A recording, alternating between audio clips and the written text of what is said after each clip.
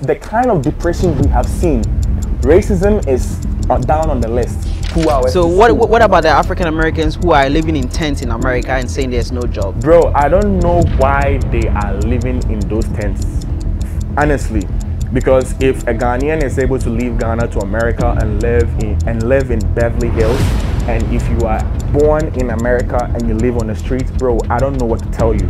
A client in Germany was telling me he is a cleaner and he makes $17 per hour. Look at this. He works 1 year, he comes to Ghana, and a bank manager is not his class. I would rather create an opportunity for a Ghanaian to work in UK as a health personnel than to create an opportunity for her to work at Kolebu. Don't sit home and say that, oh look, diasporans are coming. Man, they are coming with money. Go and look at their bank accounts. Some of them are coming with $50,000, $100,000. You don't have any money and you're here saying diasporans are coming. So man, that is why when they come, they stay at East Legon cantonment and you live at Kaswa and all those places. Finding money here is next to impossible unless you are intelligent like we are. Opportunities are for people who are already having the opportunities. In the whole of Accra, there are only 3 psychiatric hospitals, Hayford, and there are only 15 licensed psychiatric doctors. And out of the 15, not all of them are even practicing psychology. So that is why the youth are going mad. See, it's simple. You want to be a nurse, I advise you, it's better you become a nurse in Canada than be a nurse in Kolebu. Discrimination is everywhere. It doesn't matter. We are strong. We've been through all these traumas. Look at the way our teachers cane us in school. What is a little racism that you can handle? You should be something you should be okay with. I mean, if somebody doesn't like you because you are black, bro, you are going to work and getting $22 per hour. What do you care? If you don't like me, fine. So black people complaining about the trauma that comes with slavery, you bro, think it's nothing? Sunday nights during our time when we were in Form 2, Form 3, Sunday evening, we are all crying because on Monday we have pre-tech. Mr. Kwanzaa is coming to lash us, everybody 6'6", and we are all scared. This is huge trauma. What is lash? Cane. 1 wrong, 2 canes. So African kids, we've seen the trauma. You know, we do midterm exams, and when you get below a certain mark, you are caned like an animal. So that is the thing. You make the money there, you come here and you spend it. So Ghana is a place to spend money, not a place to make money. I'd rather do the rat race and make $5,000 a month than do the rat race and make 5,000 cedis a month. A lot of people are moving to the continent, diaspora living in America, US, Canada, and other places, and seeing opportunities, preaching about how, you know, to make money on the continent, investing in the continent. But on the other hand, Africans and the youth in Africa believe it's not possible to make it here. A lot of people are traveling to see greener pastures in the US, Canada, and other places, and sometimes they have to go through the Mediterranean Ocean. They sometimes lose their life and go through several means, you know, even selling their land in the villages to be able to get a visa sometimes to travel. There's been a lot of things, you know, happening on the continent about, you know, let him explain why he thinks it's possible to make it in America but not here in Ghana. So I do have him here on the show, and he goes by the name Jeffrey. So without further ado, welcome on the show. Thank you, my brother. It's been a long time. Yeah? Yeah. I've known you for so many years. Yeah. So let's not pretend like we're strangers. So you do have a very strong opinion. Yeah. When it comes to migration, you believe, you know, you traveled yourself, you've traveled to other countries to work, to study, and you sincerely believe it's not possible to make it here in Ghana unless you travel to America. So I want us to have a dialogue. Yeah, first of all, I want to introduce myself to your viewers. My name is Jeffaremy Sakosa.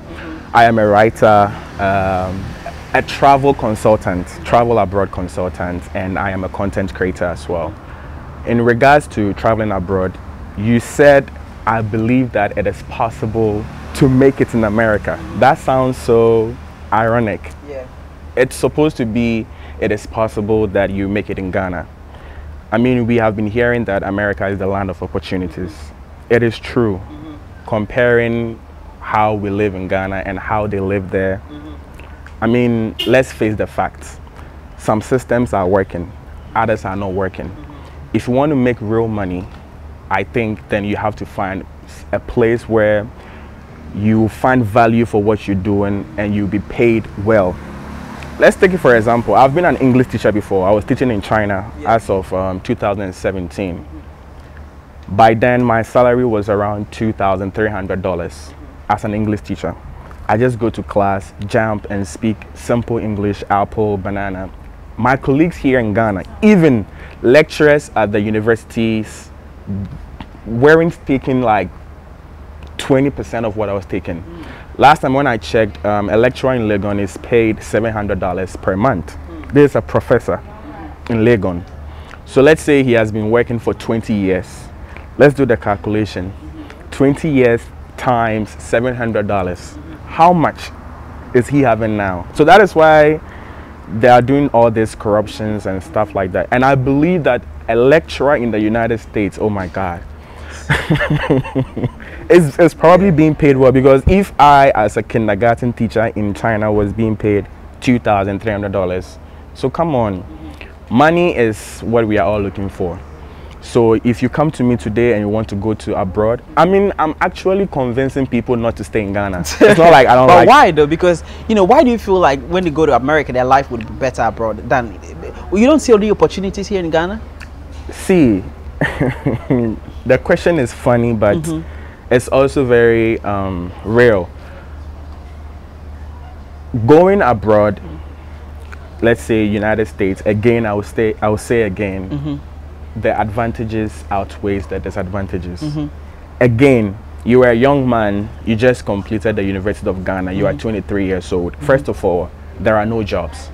Secondly, even if you get a job, you would be paid between 1,200 cedis. Let's do that conversion. That is $100 as of today.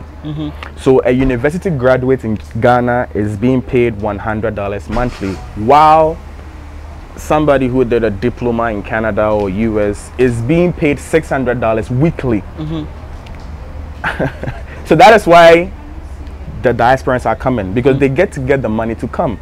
If they work for 1 year, they can have enough money to buy air tickets, pay for the Airbnbs and chillings in Ghana. But when a Ghanaian youth works for 10 years, he still cannot compete. So the differences are very visible. It's there. If you want it, you just go for it. Unless you want to suffer. If you want to suffer. But have you considered you might have had a biased look to Ghana or anything? See, talking about bias, then let me talk about myself. If you have the brains and the minds like I do, maybe you can survive in Ghana. Because, see, the streets are hot. You need to have, or you need to be at a certain level of intelligence to survive here. You understand? Yeah. Ghana is expensive. I've been to Lagos, I've been to Abidjan, I've been to almost all the Western African cities, bigger cities. Ghana is very expensive. And you need to be earning in either pounds or euros or dollars to stay here. That is why the diasporans feel comfortable here, because most of them are still working while they are here, and they are being paid $1,200 weekly. And we, the youth in Ghana, are also killing ourselves, being paid 800 cedis, which is around $70 per month. They are not our sizes. So they've made the money and they are here and they are enjoying, and they are saying, oh, Ghana is nice. Of course, Ghana would be nice, man. If you have money, Ghana would be very nice. But at what cost? You know, you are consulting and you do help people to get visa to travel, and you know, knowing very well what they have to go through. Let's talk about one of the situations you were talking about behind cameras. One of your clients had to, be the one to tell the story. Okay, so first of all, I do clean jobs. I'm a travel abroad consultant. If you just finish high school or university and you want to continue your studies abroad, you come to me. I look at your transcripts, your educational qualifications, and I advise you. I do a clean job. But there are some people who do not have any of these qualifications. Of course, I'm not advising them to use that route. But somebody will call me and be like, Jeffrey, you know what? No matter what it takes, I need to get out of Ghana. No matter what it takes. Wow. Yes. So just last week, 2 men came to me and they are willing to travel through Nicaragua. There is another country in between Nicaragua and Mexico. I have missed it. So they are willing to travel to Nicaragua, sit in the bus through that country, through Mexico to Texas, and then into the United States. As I'm talking to you now, they left Ghana yesterday, and I'm yet to hear from them upon their arrival in Nicaragua. They left where? So they are now on their way to Nicaragua. So when they get there, there is a team that will take them through the country between the, Nicaragua and Mexico. Okay. When they get to Mexico, there is another bus to the north of Mexico where they are going to enter the United States. And people are going through whatever they can. What means did they get from here to? They'll use a normal flight. Normal Ghana flight. is visa free to Nicaragua. By the way, I'm not the one who advised them, but they want to do it. They didn't have an idea of how to reserve tickets and stuff like that. So they came to me and this is what they want to do. So like, okay, but then cool. what means from that country to Mexico? What would be the means for them getting to Mexico? So they're going to go by bus. They're going to walk for a while. Friends from around the world risk death crossing the jungle in a desperate bid to reach the US and Canada. They have no map and no instructions on how to make it through one of the world's most dangerous migration routes. I would like to send a message to anyone who is thinking of doing this route. It's very dangerous. If I knew this, I wouldn't have done it. And after that, they're going to be met by these agents, and then there's going to be a bus ride from that point to the Mexican border. When they get there too, they're going to walk for quite a distance until the border patrols of the United States sees them, and now they tell their story or whatever, why they are there. And wow. And they were willing to do that? Yes, they are willing to die. What do you think would push somebody to make such a decision? So it's when you are becoming intelligent. Because like I'm saying again, if you are 24, if you are 23, 26, 27, and you're in Ghana, you are working hard, but you are still not making it, bro, you have to be intelligent. In Ghana, it's not like I'm discouraging anybody, but how? We are all in this country. We are the locals of the country. We see the system as it's supposed to be seen, so it's tough. Now, I mean, what kind of opportunities are you looking specifically that you think is not available on the continent of Africa or even here in Ghana until you go to America? See, there are no opportunities. Even if there are, would you want to be a high school teacher of a Bruce Secondary Technical School, Hayford? No. Why? Because one, the salary is even not attractive. So it's not like there are opportunities and people are running. People are actually running to where opportunities are. Last time, a client in Germany was telling me he's a cleaner and he makes $17 per hour. Look at this. He works 1 year, he comes to Ghana, and the bank manager is not his class. It's not his co-equal, because the money he has, the bank manager cannot compete. So the maths is there, Hayford. Have you tried creating opportunities for yourself than relying on other people? Like, don't you think people, African on the continent, can be able to create opportunities for themselves rather than going to work 97, you know, as cleaners abroad? Well, I would rather create an opportunity for a Ghanaian to work in UK as a health personnel than to create an opportunity for her to work at Kolebu. One, again, it comes to money. She's going to be paid less. Two, I mean, I'm saying it again, look at Ghana, look at Kolebu. I hope you really put pictures of Kolebu on the video, and look at some local, or excuse me to say, cheap hospital in the UK. Would you rather work in that hospital or would you work in Kolebu? So let's face the facts. We all want good things, and Ghana is not prepared or ready to give us that quality of life. And I think if you have the means and the method to go and enjoy a better life somewhere, you should. But have you tried to speak to someone who have been able to make wealth here in this country without having to travel or make any money outside of Ghana? Have you been able to have a conversation with that person to get to understand, you know, their point of view? Yes, and it's rather unfortunate. You told me before the interview to go very honest and all out. So it's funny, but I know it happens in every country, but it's very crazy in Ghana. If you're a businessman, or most of these businessmen who are thriving in their business didn't go through the right channel. I mean, we all know what they do, and it's ugly in Ghana. So they are already where they are, and they left no chances, because before getting there, they destroyed all the chances. Like, if you want to be the coach of Black Stars, you need to do whatever you want to do. Now, somebody may be very qualified, but he does not have the means, which is money, to get to that stage. So what happens? Then it becomes destroyed. So there are no opportunities. There are no ways, Hayford. It is what it is. It's not like I've given up on the country, but this is the truth. When I was coming from home, I was just watching over the streets. Like the youth are just scattered. Somebody is selling foam. Like, do you know what a foam is? Foam. How much are you going to make from selling foam, Hayford? It costs 1 cedi. So during the day, if you even sell out 10 cedis, how much is a bottle of water? How much is food? Like, come on, you just die. And so you encourage more Africans to leave. Yeah, don't sit home and say that, oh look, diasporans are coming. Man, they are coming with money.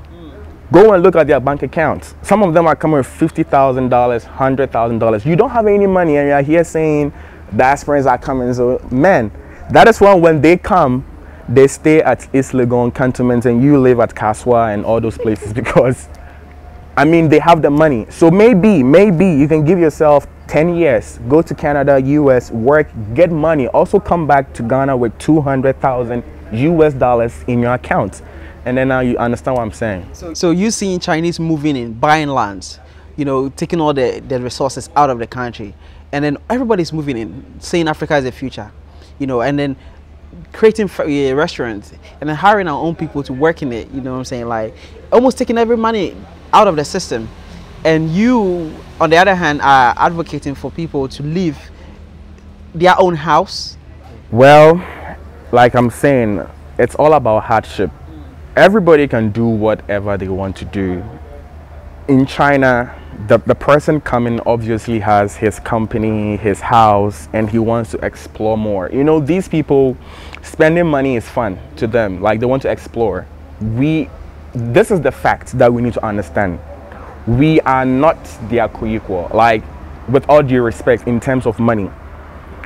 When you take all these Chinese men who have companies in Ghana, they are rich. Like, they really have money. How many Ghanaians have that kind of money? Can you even fund a business in Japan or in China? But they can just be on the plane and come and set up the business because they have the money. So the money is the problem.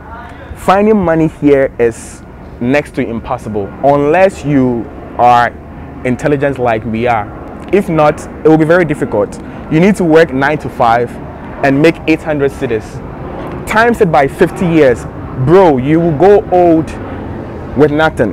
There are some words like pension that doesn't really work in Ghana. How many people are on pension that are being paid well in Ghana? Like all these old soldiers, old policemen, old doctors are home begging. I mean, there is this man on TV, he acted a very popular movie. Recently he got sick and he's begging. Like, I mean, there is no money. The country is hard. It's very hard. If you have money, fine. If you are fortunate to come from a rich home, wonderful. But if you have nobody, see, don't waste your time. You will end up regretting. Because what are you going to do? Ask yourself that question. What are you going to do? It's not like here is Canada, you can go online and look for an online job and apply to, and these countries are advanced. Have you considered the things they would have to go through living on someone's land? You know, it's not going to be their country. They will be at a disadvantage. And you've experienced that. You have your own life story. You traveled first to, well, let's talk about where you've been and then what challenges you went through living abroad.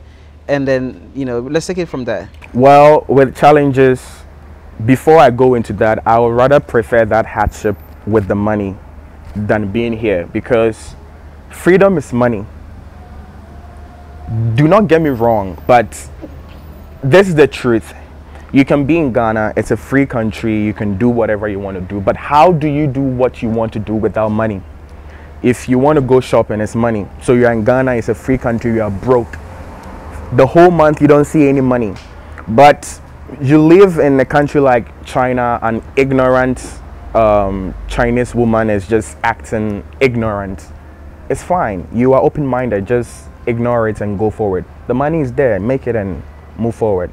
You don't have to say you be uncomfortable. Like, for example, you know the story that happened in China. Am I supposed to say the whole thing again? Yeah, you can feel free. Okay, well, it's gonna be a hell of a ride. So I was in China, and like we all know, it's a communist country. they do not allow freedom of speech. So a Ghanaian who also was living in China died because he was rejected admission to 4 consecutive hospitals. And this happened during the coronavirus time. It was new in China, so there was chaos. His friends took him to the first hospital. He was rejected. The second hospital rejected. Third rejected. On the way to the fourth, he died with excuses that he's black and they are not sure what happened to him. I mean, these are some of the reasons people will say it's not safe to live outside Ghana. Even here in Ghana, sometimes you can find yourself in these discriminatory cases. So this guy died, and actually this guy died, and actually it was you. You told me. You know, I used to have a very good audience on Facebook at the time, and you were like, Jeffrey, you know, people listen to you. What happened is bad. So I was like, cool. I took my camera and I recorded myself, and I narrated the story.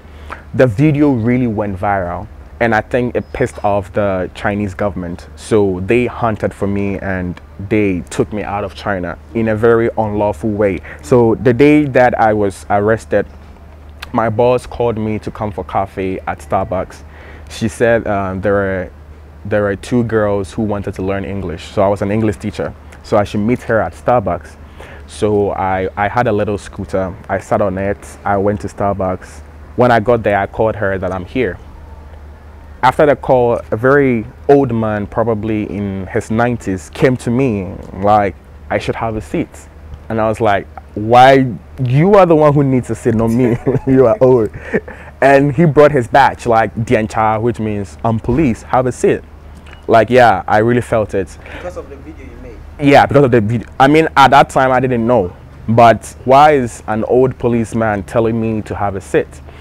The moment I had a seat, he brought out his walkie, said something, and there were like dozens of police cars surrounded.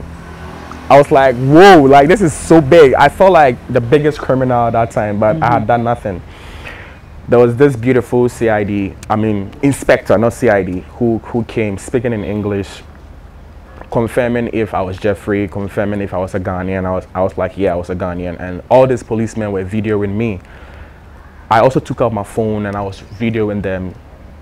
During this time, George Floyd had died in the United States. So the issue was, yeah, so here is another black big man in the midst of Chinese people. So like I was saying that like George Floyd just died, and these people, and the police woman told the other policemen to drop their phones. So I put my phone down, and they told me that I made a video, and they have asked me several times to delete the video. I didn't delete the video, so I need to be punished. And by what they mean by punished is they need to send me back home. So they wanted to take me to the hospital to get me tested. I was like, no, what if they're gonna kill me? I'm not the one who needed hospital. The guy who is dead is the one who needed to go to the hospital. So I told them I wasn't going to go. And they told me they wanted to go and see where I stayed.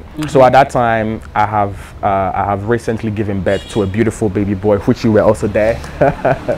So he was 3 months old. I knew that if the police saw that I was a new father, they would have some sympathy on me and they would handle my case differently. So quickly, I stood on my grounds and forced them to take me home. So this was just one black guy who did a video and posted on social media in a convoy of police cars taking me to my home to see where I live, because I'm the biggest criminal as of that time. So when we got there, she was living on the 32nd floor. There were about 17 policemen. We were all not going to fit in the elevator, so some of them used the stairs and we all got to the apartment. All of the policemen went inside my room.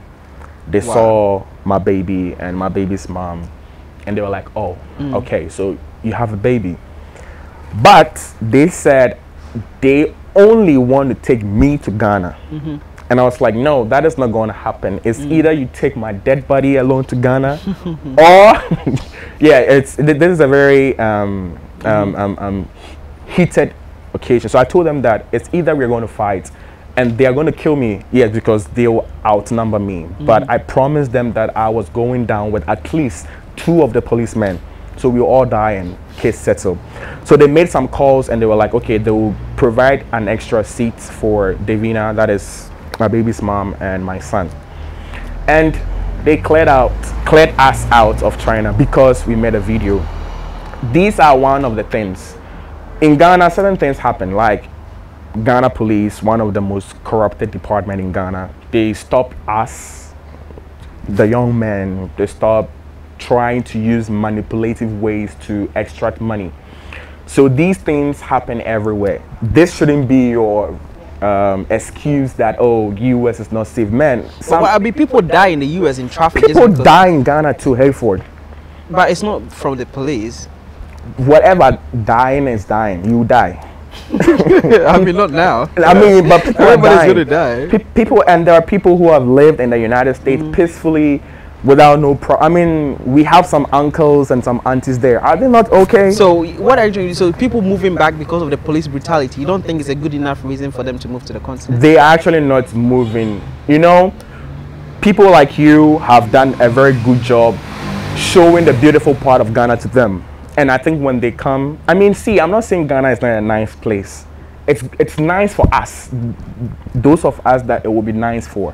Ghana is definitely not nice for the hawker. It's definitely not nice for the teacher. Definitely not nice for the waitress, for the taxi driver, because they are not making enough money to make the country nice for them. For me, I'm okay, even though I still want to leave Ghana because I'm wasting my time. Why do you think you're wasting your time? I'm wasting my time. You know me, the kind of mindset I have. If I live in a country with a good system, come on, bro, I'll be so far ahead. I mean, you will be seriously doing something and your light will go off. You pay very good money for internet and Vodafone just takes it off. You call them. It's not like I'm spoiling your business. This is what you do. They just go off without any excuses. These things don't happen in the US. I'm sure if you paid for your internet and they did some stupid thing, you can probably sue them.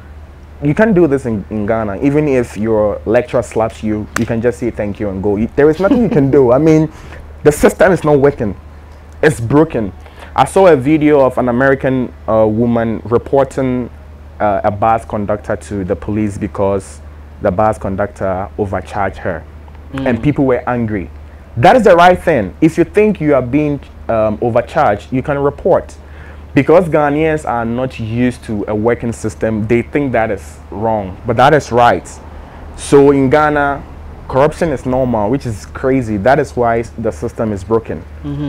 Don't you think you're overlooking some, advantages here in Ghana? If you can tell me some advantages, I will be very glad to listen to them. You get to build wealth in Ghana. Like, how are you going to do that? I know a lot of, example, when you go to America right now, what are the chances that you'd be able to afford to buy a land over there? So you see, these things are psychological. There are some Ghanaians who are living in US who have built in Ghana, and for the last 15 years they haven't even stayed in the house that they have built in Ghana, but they are staying in a one single bedroom apartment in UK or US.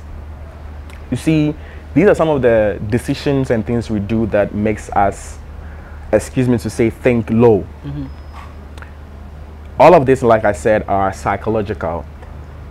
If you want to own a land, I'm sure you can buy a house in US. And you and I have a classmate, his name is Isaac Holdbrook, who told me recently, like, he just bought a house. He's been in US for 4 years and he's a truck driver and he's making $350 per hour. Now, please tell me why he cannot afford a house worth $200,000 within 4 years. He can. And I'm sure you are allowed to buy a house in Canada, in US, right? Yeah, and I think that is, would you rather have a home in US or have a land in Kumasi, Hayford? Like, let's be real.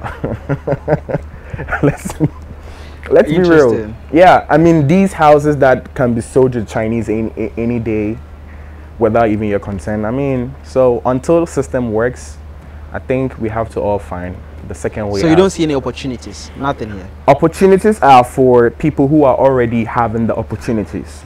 So if my father is Kennedy Japan, oh yeah, I have great opportunity. I can work in any sector I want to be. But as my dad is Mr. Kosa, who has no opportunity, I need to create opportunities for myself. And people are lazy. They relax. People listen to motivation. When you stay in Ghana, see, bro, you would die broke in Ghana. Seriously. Really?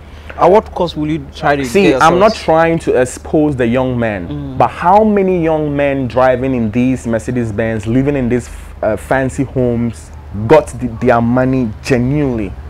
How many? But all these young, beautiful American girls, 22, 23. Last time I met a girl, she said she's a writer. 22 years. She has traveled all the way from Toronto. She's living in Ghana. How many 22-year-old Ghanaians have the mindset, the money, the intelligence to travel and live outside? So we are not their I mean, what will you do? Whatever, are you willing to do whatever it takes to get yourself to America? Is that oh yeah. What would be something that you do to just you know, I'm just waiting for these guys going through Nicaragua to arrive safely. If they arrive safely, I think I may consider using that route, because you know, because the dangers, and it doesn't bother you that you might end up losing your life, or you will lose your life either ways, especially from hunger. Hunger is the fastest way to die, bro, and it will happen to you while you live in Ghana, and the pressure is getting tougher. And you know, one crazy thing about Ghana is you live here and you have to pay rent yearly. It's not like you can go to a place and pay monthly. You have to pay yearly, and like the system is made to kill some people. It's just made to kill some people, and it's killing a lot of people. So people will die from hunger. So let me ask this. I'm laughing. No, that's actually the truth. People are dying. It's from very hunger. serious. Yeah, people are actually dying from hunger. Hayford. A lot of people are dying. See, we are fortunate to be in the beautiful part of Accra. From the videos we want to do, we have been going outskirts of Accra, and the things we see it's very sad. People are suffering. Is it like you're looking for a certain kind of lifestyle, and then you don't think you can get it with Everybody deserves a comfortable life. What is the kind of lifestyle you want to have? Everybody deserves a comfortable life.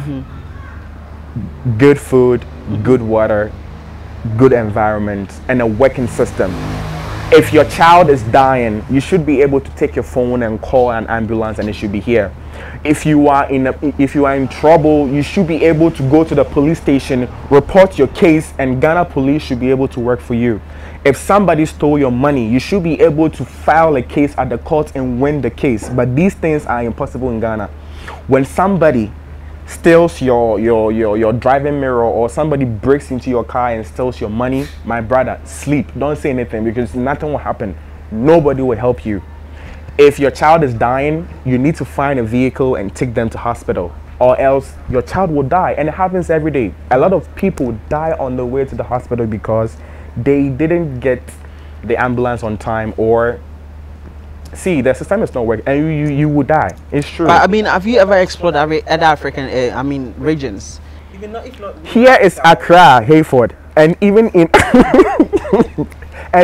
the capital city of Ghana, sometimes we do have these cases. So can you imagine, you know, in the whole of Accra, there are only 3 psychiatric hospitals, Hayford, and there are only 15 licensed psychiatric doctors. And out of the 15, not all of them are even practicing psychology. So that is why the youth are going mad. I mean, a country like Canada takes therapy very seriously. I mean, in Ghana, I'm not sure 1% of the Ghanaian population have had a therapy session. That is why the youth are going mad. So the system is not working. The system is not working. What kind of support system do you think we need here in Africa to be able to help ourselves? You know, why do we have only 3 psychiatric hospitals in the country? Like, what is wrong? What is wrong with us? And mental health is a major issue, especially when you live in Ghana. You go mad. Trust me, the pressure is hard. Like, we are on the streets. We are a little fortunate, but bro, people are going crazy. When you look at the post of the youth nowadays, everybody's going through something. People are going mad, but we are all smiling and looking nice. But people, if you have brain scanners, you can see that we are not safe. So you think hardship is causing mental health issues in Ghana? Yes. And you know, What causes mental health issues in these advanced countries are not hardship. What causes that? For example, a white American girl will have depression because her mom doesn't call her once or twice during the day. Like, this thing is not a Ghanaian boy issue. If my mom doesn't call me, I don't care. I need money. Like, you see, so the mental hardship is different. The psychological things are different. These white girls, like, their fathers will test them, "Hi baby, I'm sorry, I can't pick you up today." So Joe will pick you up. You know Joe? Joe is a paid driver, and this girl is sad. But here in Ghana, our fathers will tell us that for the whole year, "I'm not giving you any money because I don't have any money," and you are okay. So if a Ghanaian youth is going through mental health, it means the issue is big. Like, yeah, so like I was saying about depression, a Ghanaian youth who is going through depression has, trust me, a much bigger issue, a very big issue. Like, the issue is so big when you listen to their problems. I mean, there are so many girls on the streets who are into, excuse me to say, prostitution. It's not like it's their choice. When you listen to them, some of these girls are very intelligent, bro, very smart, but they have no option, and they are where they are. So the system is different. Our hardship is extraordinary. So when we are able to survive in this hardship, it means we can survive everywhere in the world. Because when we go to America, we wouldn't go to counseling for my wife not calling me. That these issues are issues we faced when we were kids. We can be in the house for a week without seeing our mother or our father, and we are okay. So these are not, but also as a child, you can be at home and eat gari for the whole week, and you are strong, you are okay. So when you go to US, you can survive on any junk food and be okay from the beginning. So the systems are different. Well, I like perspectives, because what you're saying here to me now is quite the opposite of what, you know, African Americans, diasporans moving to the continent would say. And it's good to have that perspective, and that's why I want us to, you know, have this dialogue, because, you know, I want the truth to come out. You know, Africa is beautiful, and you know that I love promoting Africa, but I want you to, you know, be able to tell your story, and also even you share the same mindset as most African youth think of Ghana and also the Americas. Yes. Let's dive a little bit more into it. You know, you traveling over the years, you know, fighting for visas, you know, family selling properties to even sponsor you. Let me ask you this: you think if those same effort was put into funding a business for you, would you have seen your life go any differently than what it's going now? Okay, this is how I will answer the question. Mm-hmm. There is a bar, it's called London Bar. Mm-hmm. Before it was called London Bar, mm-hmm. It was called Choice Bar. I had the opportunity to speak with a woman at why London Bar, and he was like, Ghanaians like to patronize foreign goods. So in all, mm-hmm. all the advantages goes for the diasporans. Mm-hmm. Let's come to Osu. On a Friday night, all the bars that belongs to foreigners are full. The local bars are empty. So even if you want to do a genuine business in Ghana, chances it won't thrive is high, especially an online business. It's not like I'm discouraging anybody, but this is the truth. So yes, you see diasporans coming to Ghana having booming business, because, you know, these people, they also learn very good and strong marketing strategies. They are very intelligent, and their businesses thrive compared to the Ghanaian businesses. I mean, look at some of the Ghanaian restaurants in Accra. They are not really going, but look at the Chinese restaurant, look at the Indian restaurant, look at the Spanish, the Italian restaurant. They are always full with people. So setting up a business on its own for Ghanaians is a big hassle. And I don't know why we think that way. We think that the American business is good and the Ghanaian business is... It's like we are not putting a lot of effort into our work here in Ghana. That's why we are not succeeding, and foreign businesses are succeeding. So, you know, the funny thing is, you and I will want to start a business in Ghana, and we will just sit under a tree and talk about it and add money together. But from what I have learned from a few Americans is they do proper planning. Before they set up a business, they sit down, they plan, they put it on paper, they work it out. Ghanaians just, oh, yo, we want to do a sport. How much money should we bring in? Okay, pop, and they just go. And the planning is not there. So, which is also a major factor which we need to look into. But you know that the cost of living in the US is very expensive, way more than Ghana. But you make the money. You are making $350 per hour driving truck. You know, I told you the other time, I was working for a company, hotel planner. I worked, they knew I was in Ghana. I was making $12 per hour, even when I was in Ghana. So you will get the money. You won't make 12 cedis per hour even in Ghana. 12 cedis per hour, you won't make it even in Ghana. What do you think has to change in Ghana on the continent for us to eradicate these issues here? We have a lot to do, Highford. A whole lot. Like, if we're going to say, we're not going to finish. But the system needs to work. The system needs to work. The system is so broken. It's very broken. I don't know. What kind of skills and qualifications do you have can be valuable here in Ghana? That people can, you know, say work with you and stuff like that. Like skills. And yeah. I mean, the media is becoming a very big place in Ghana. So I think if you want to be a media person, it's going to help you in Ghana.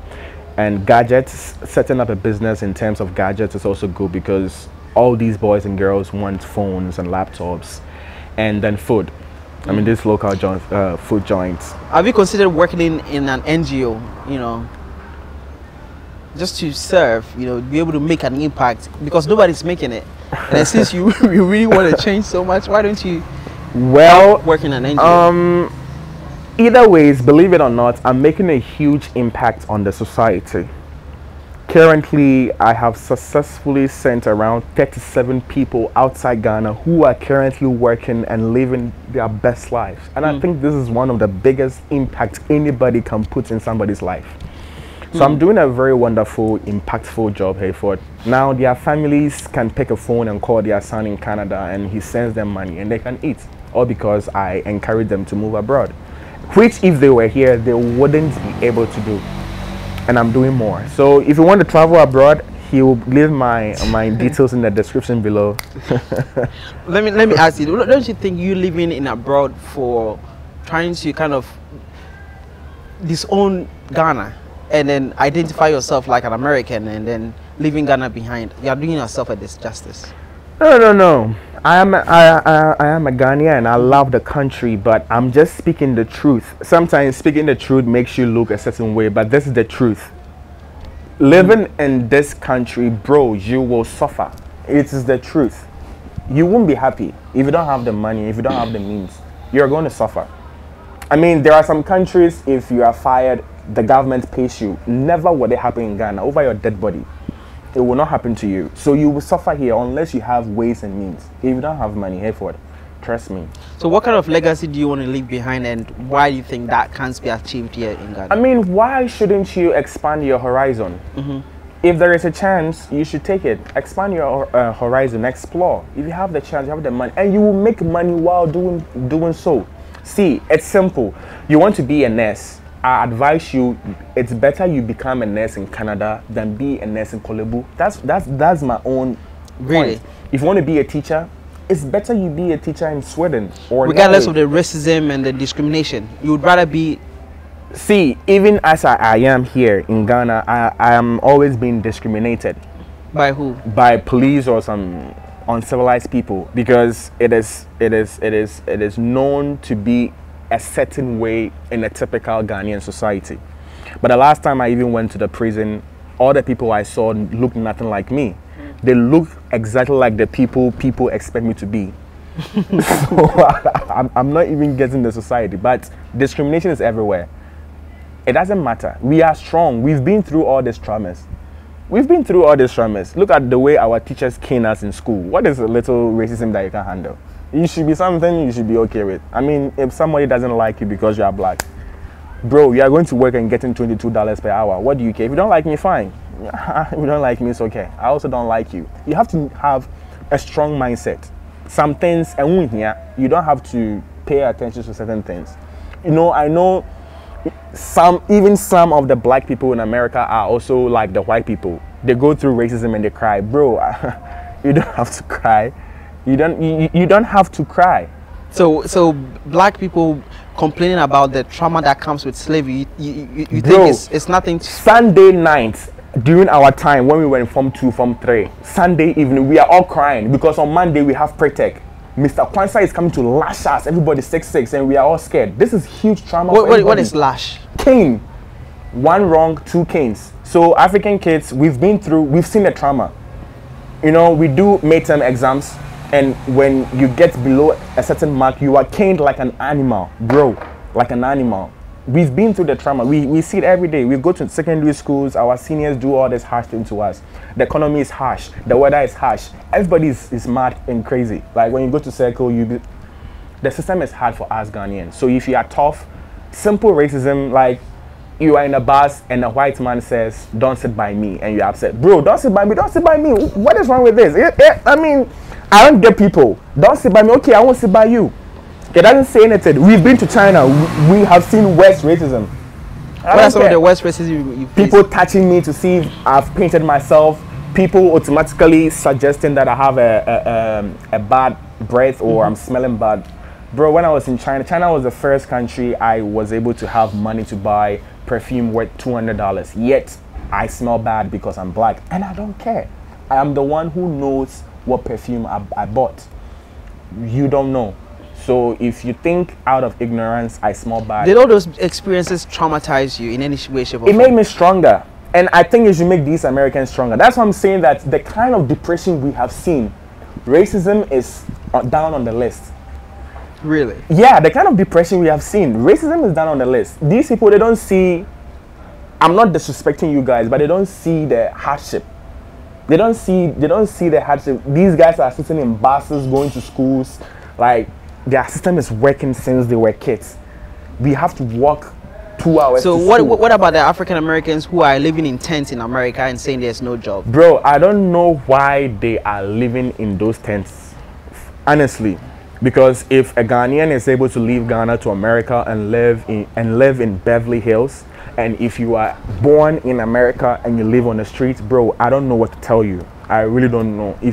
I can't tell you anything. Because what shall I tell you? You live in the kitchen and you're hungry. What do you want me to tell you? There's nothing I can tell you. You live in the kitchen, there are all the groceries, and you're hungry. It means you just want to be hungry. You believe America is paradise? Bro, compared to Ghana, 100% yes. What would you do to get yourself to America? I mean, everything's sweet and possible. If, let's say, an African American is watching you, your brothers in the US is watching you, what will you say to them? It's good you guys are coming to Ghana. Like I said earlier in the video, you have the money. So it's simple. You go online, book your ticket, reserve your hotel, come. You're coming with some $5,000, $6,000, $7,000, which is a lot of money in Ghana. You can survive for 3 months, 2 months or so. It's amazing. Come and have fun. Ghana is a beautiful place. I'm sure they've seen videos of Ghana being wonderful. And all this is money. If you don't have money, those of us who didn't have money during those nights, we were home. So we cannot sit on our phones and say we enjoyed Christmas. No, I didn't enjoy Christmas. I was broke by then. But those who enjoyed. So this is this is Ghana for you. So they can come. It's okay. But if we don't have the money, it's hard here. Have you been to Jamestown, the slums and the poor neighborhoods? What do you think of it? It's crazy, and it's a habitant. They were born there, so those people there, I think they are okay with their environment. What do you think about gentrification? What? Gentrification. The displacement of local people who grew up in the community, but then rich people came inside, buy all the lands, refurbish the place, put up a big expensive restaurant. Now that local person cannot go into the restaurant to buy food. Now they are being pushed out of their place. Now there's a real estate developing. Now they can't afford to live there anymore. What do you think of it? There is a saying that it is not your fault that you were born poor, but it's your fault that you grew up or you died poor. So the fact that you were born in a poor neighborhood doesn't mean that somebody who has money, who wants to buy the land, needs to wait for you because you are poor. And so what? I have the money, I want to buy the land. I'm not the reason for your poverty. See, these are the facts. Let's face the fact. It's real. If I have the money and I want to buy the land, I don't really care. If you are poor, what can I do? So that doesn't mean that I should live my life for the poor. No. So you have to pack your things and get away and let me buy my house. Hey, it is what it is. we have to face it. And if an African youth is watching you say what you say right now, what message do you think they're going to get from what you say? they have to do what is good for them, and what is good for you is to leave Ghana. What is good for you is to leave Ghana. It's true. You just completed secondary school. You just completed your first degree. Come, leave Ghana. Because the question again is, what are you going to do, Hayford? What are you going to do? What are you going to do? It's not like here is India that you can add some metals and batteries and make a working pineapple juice career and sell. No, you can't do that in Ghana. So you suffer. But there are job opportunities waiting for you in UK, Australia, Canada, New Zealand. You just go and grab it and do, and take care of your family. Otherwise, you and your family will all die. Well, this is very interesting, you know, seeing African Americans really passionate about the continent, moving and seeing opportunities and making a lot of money.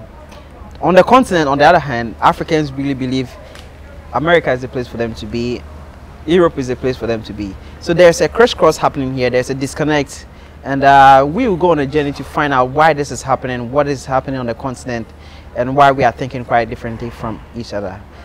Jeffrey, thank you so much for talking to me.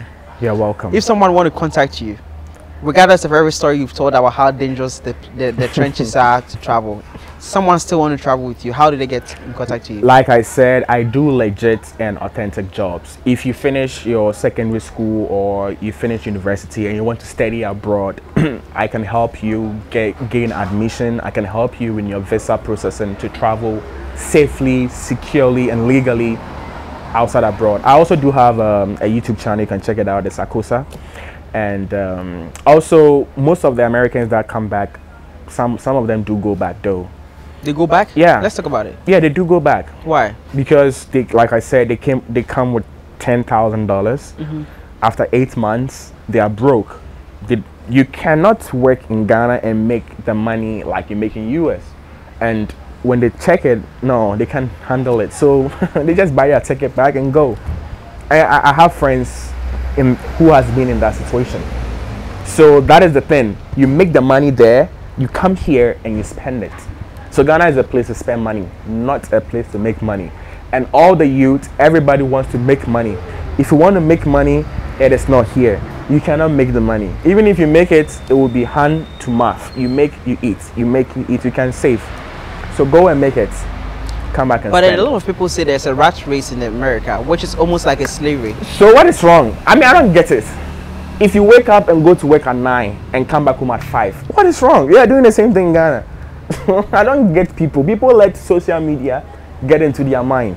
You are a doctor. What are you supposed to do?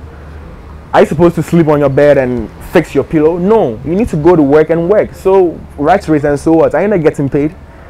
People think some way. I don't know how they want the world to be. So everywhere there's rat race.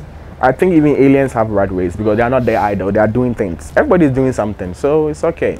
I'd rather do the rat race and make $5,000 a month than do the rat race and make 5,000 cedis a month.